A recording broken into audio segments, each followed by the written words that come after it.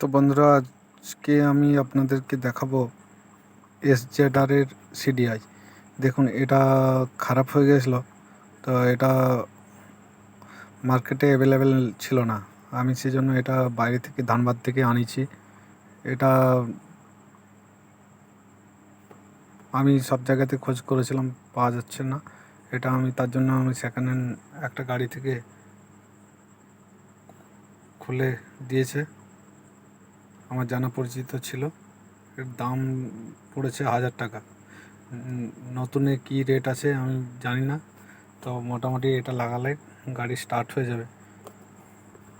এটা খারাপ ছিল, এর কাজ করছিল না। সেম CDI আছে, দেখুন 8 পিন আছে, বাইরে একটা সকেট আছে। এটা দেখুন।